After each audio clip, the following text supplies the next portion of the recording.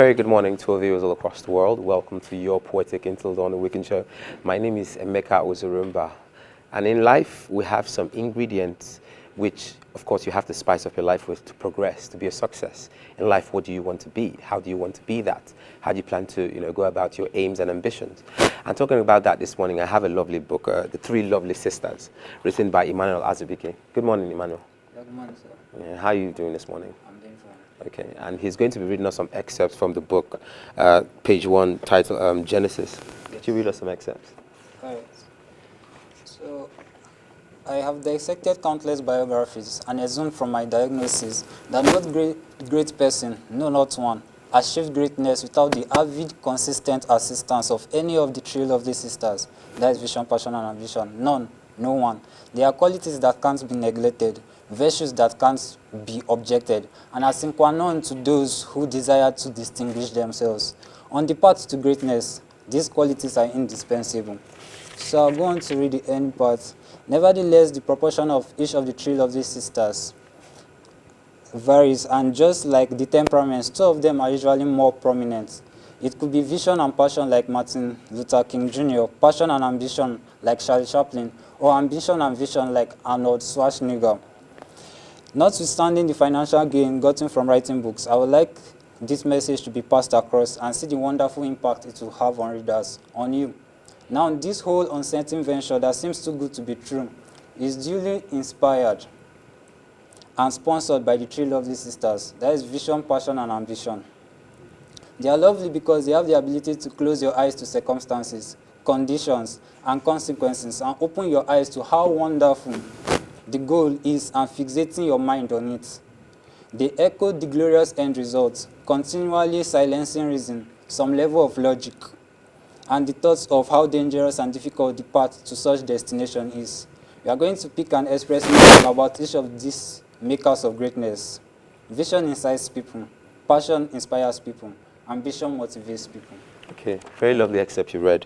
So I want to ask you, what inspired you to write this book, The Three Lovely Sisters, Vision, Passion, and Ambition?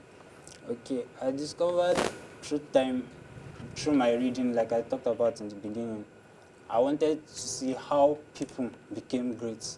So I more or less studied a lot of people and discovered that these qualities, that vision, passion, and ambition, are always in them.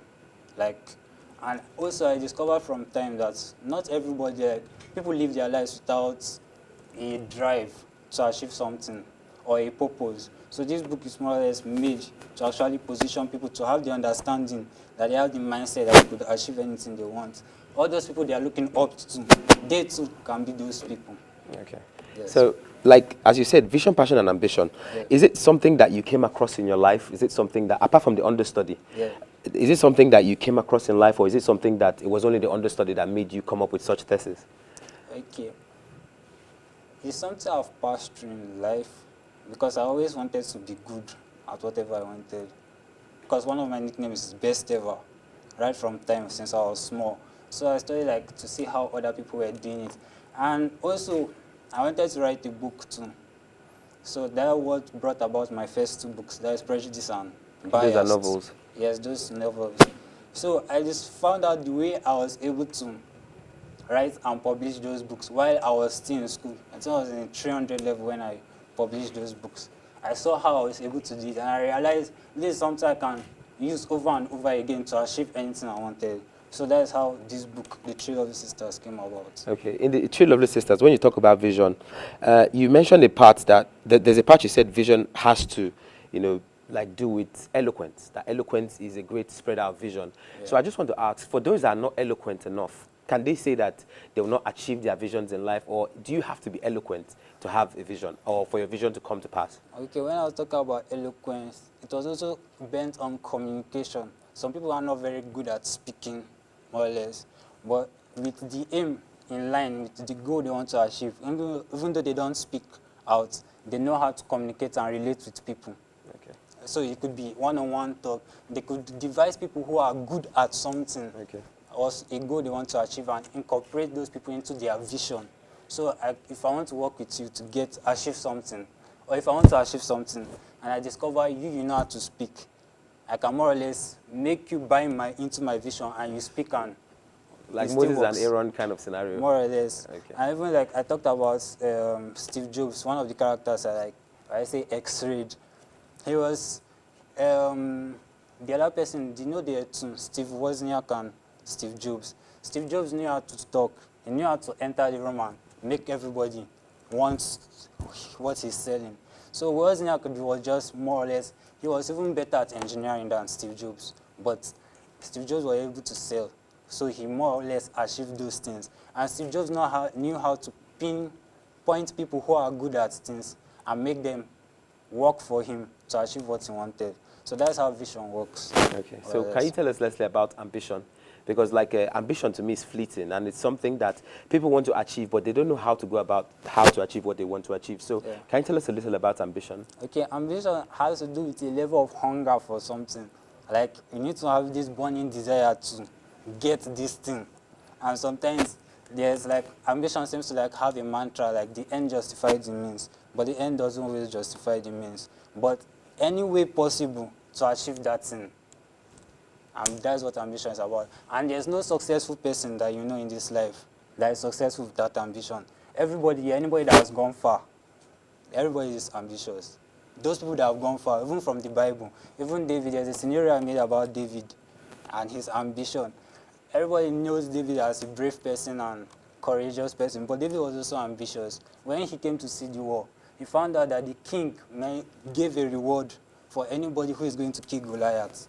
And his father will be released from paying taxes, and he'll be married to the king's daughter. So it was like, this is something I have to do. So he was not really looking at the size of Goliath. And again, he believed in God. So Goliath's size was nothing to him. So that's what ambition is. You set your eye on something and you really desire that thing.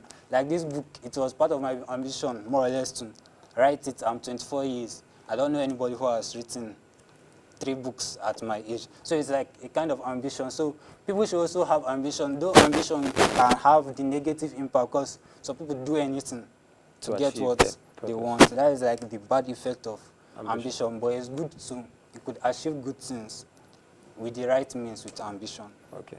Yeah. So let's talk about let's talk about passion.